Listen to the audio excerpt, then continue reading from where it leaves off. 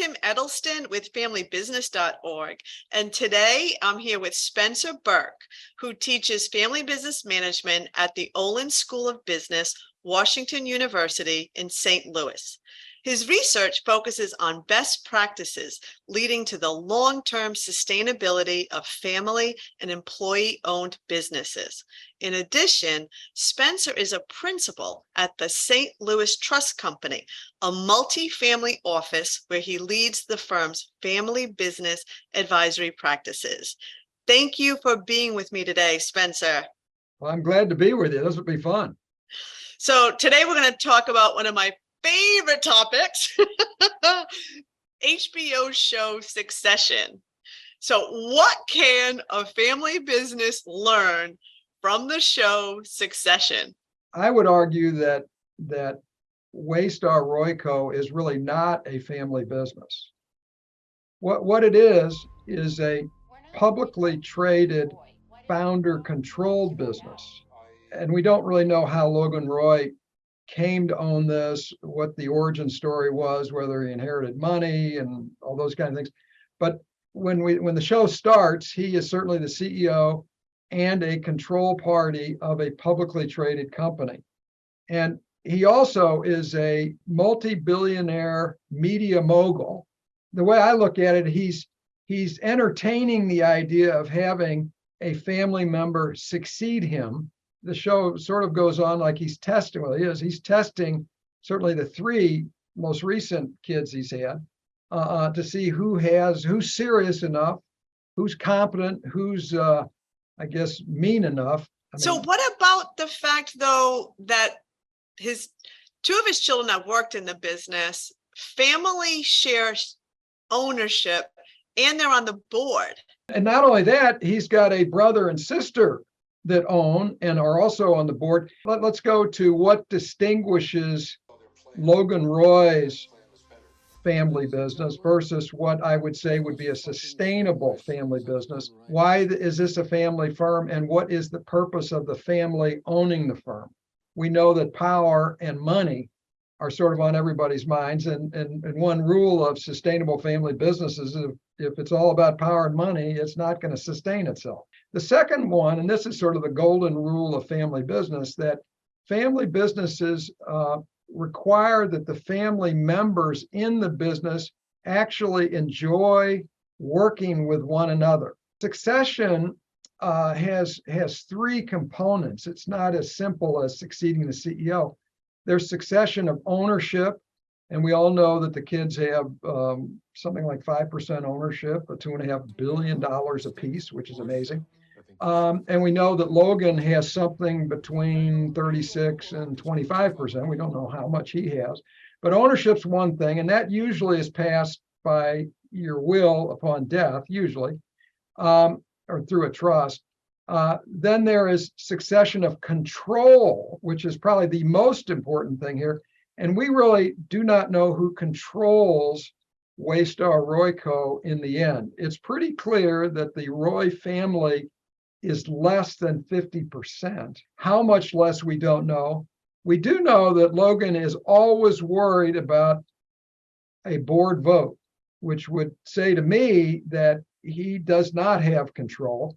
And of course, the kids are focused on this idea of succession of the CEO position, which upon Logan's death could be a meaningless golden ring, in the sense that if it turns out that the Roy family is not in control, and you don't have an inspirational leader such as Logan Roy, that there's no chance that these kids, based on their credentials, will get that job. And this leads to this concept of hygiene, the legal / structural aspects underlying the business in terms of, who can be an owner, under what circumstances can you sell your stock, who can you sell your stock to, at what price, and all that. And it also includes the estate planning. What would lead anyone to leave to those kids a $2.5 billion share each? There should be restrictions on this in terms of how the kids get the money. So they're living this opulent life, obscenely opulent life, And the question is, why is it like that? And how could that be justified? And how does that make any sense? It's sort of a bad practice. And related to that is we don't know what Logan Roy's will says. Then you get to the fundamental issue of every family business. How do you manage the growth of the family and the growth of the business? Understanding that families do tend to grow faster than businesses. Not in this case, because of course it's a very big company and that's a relatively small family.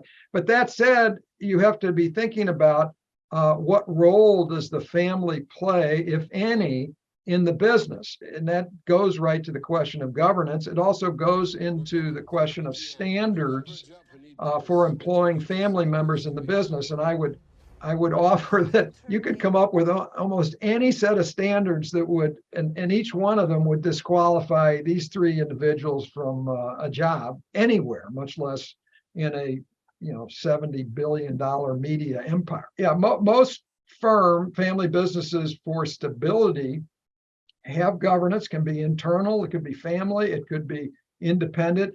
The longer they are alive as a business, third, fourth, fifth generation, the number of independent board members tends to grow.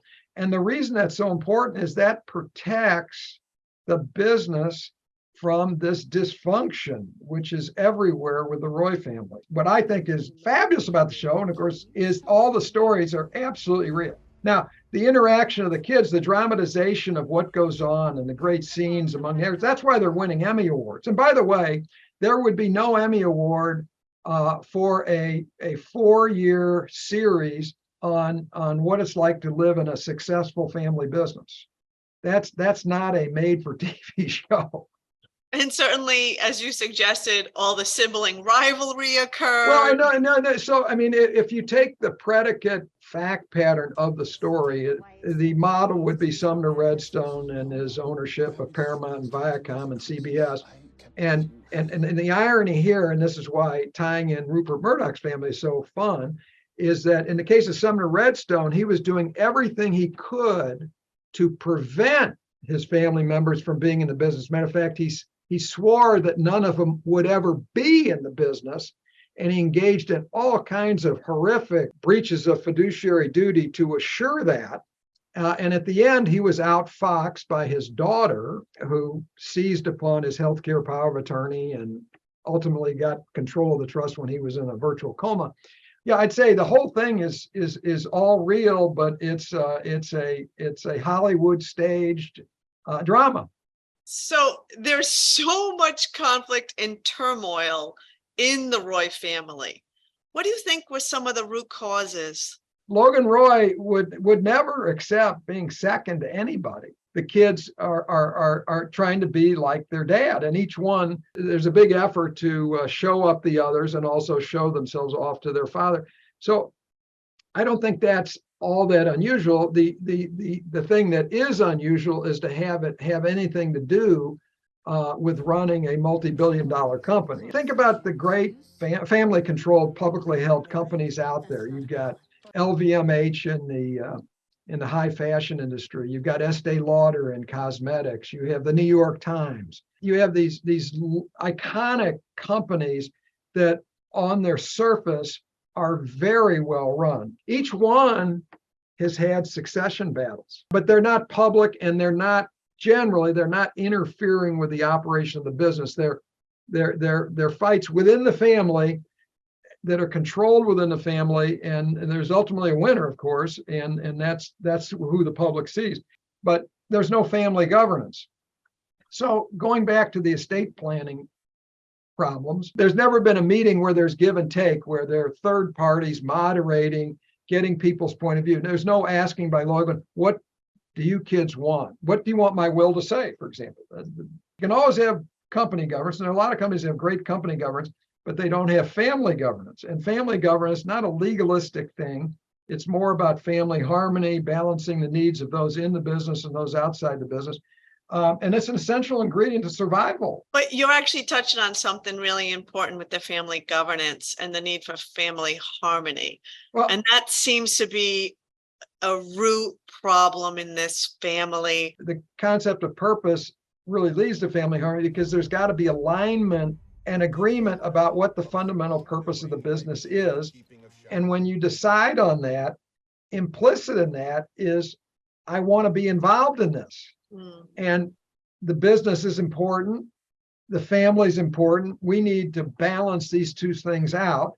And what families sort of forget about is this has to be checked, not just every generation, but multiple times within each generation, to see if the harmony of those in the family and those in the business is in the right balance. Regarding some of these nasty family dynamics. Oh, and they're ugly in this show, really ugly. Yeah, they are. But again, from what I've seen, they touch on reality. It is so real. And one commentator made this point is this is like putting a mirror up in front of people and say, this is what you look like. And that's what the show does. And these are humans. So last question. So if you were working with the Roy family. Oh my gosh. What are, I guess it'd be the children now, right? What are the top 3 things you would advise for them moving forward? And let's put the caveat, let's try, because I'm a family business, right, advocate, so that it would stay. I think they're beyond hope. I think they need to be separated. I think they need to take their money and run. And I think somebody needs to control the money. I would try to get those people as far away from one another as possible. I'm not in this business of psychological advice to individuals, but I would say they need somebody getting them on the track to being happy, which they're miserable now. Everybody has issues, but nobody has this many issues. You can't put Humpty Dumpty back together. These people are flawed. Boring family business is a successful family business. Right. Thank you so much, Spencer Burke. Thanks, Kim. Enjoyed it. Take care.